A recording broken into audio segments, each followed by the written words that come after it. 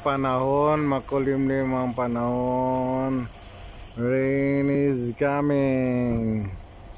After this, summer is waving. Ramadan na sa sa Lunes, start na ang Ramadan. That's why ito na po yung hudyat na taginit. After this rain, kita nyo po maano yung langit to. Madilim ang langit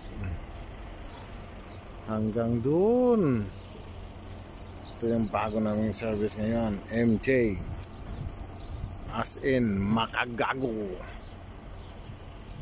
or makagwapo. Yan po guys, so ayan na po. Malapit na ang summer kasi uulan na. Ramadan is waving po.